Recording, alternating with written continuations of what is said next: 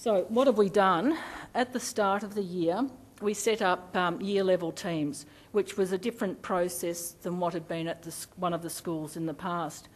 And with those year level teams, we assigned a smaller group of teachers to those year level teams, because all the research, etc., shows that in building relationships in a secondary school, it's really hard for kids because a bell rings, they go to a next classroom, they meet another teacher.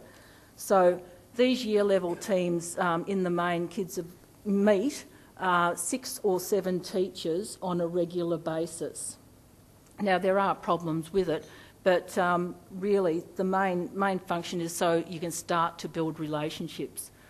In doing that, we physically move staff, so we are all in the one office.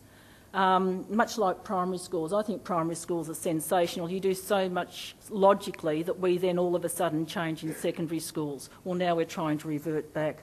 So in these year level teams, the staff actually sit and work, which means they can have informal discussion about kids.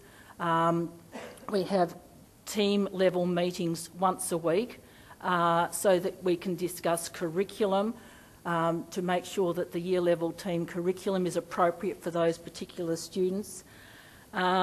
We've set up a mentor system within the team so that each teacher is responsible around about 6 to 7 kids, and their task is to really try and get to know those students. If they are having a bad day, what is the problem with the bad day? How can we try and help them through that?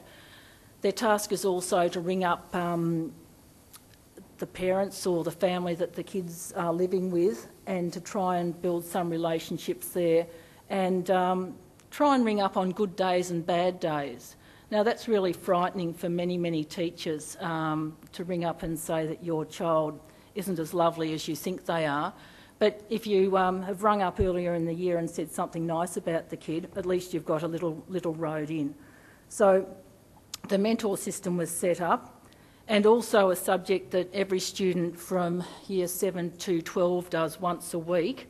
So for, 48 minutes, something like that. It's a subject called personal learning, and in that we do goal setting, we do resilience. What is resilience? What is perseverance?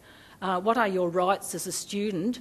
How do we set up the rights of the classroom? So what are your rights and what are your responsibilities? So that's what we've done in that personal learning session. We've gone back with the staff to talk about why kids misbehave in some ways and others don't. And we're trying to explain to staff that sometimes it might be what we put up before them. If you walk around the corridors, sometimes you see kids sitting in the classrooms absolutely bored out of their wits because of what's been delivered to them. So we're trying to explain to staff that certain students have got reasons for misbehaving.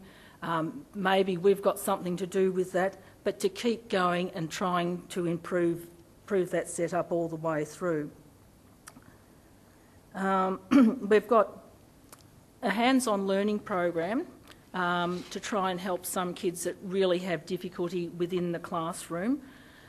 And they have that program of a Wednesday where they can go out and do some physical activity. And we've found their behaviour in that program is totally different to the program or their behaviour once they're in the normal classroom. So we're looking at those types of things. And at some of the year levels, we've even broken the students up, and we're trying to be very specific about the curriculum we deliver to those kids and the strategies we use with those students. And we've found that there's been some improvement in their behaviour by looking at the various strategies that we're using. So again with staff, and I don't think we're there yet, I think we're a long way away, we do have staff that think students should be in the classroom, sitting down, being quiet, doing exactly what you say, whether it makes sense to them or not, whether it's relevant to them or not. So we're having those ongoing discussions in team meetings and in whole staff meetings about what is appropriate ways to discipline people, and that we show those slides with data. Someone's talking about data at lunchtime. We show those slides with data that says that kids react more when they have got some recognition, when there is some discussion. So we're really trying to keep going through those conversations, having those conversations all the time. And with the team structure, you can do that informally because you don't have to wait for a formal meeting item, because all the time you're discussing what's been going on in your classroom. So we're nowhere near there, but we're still trying to do that sort of thing.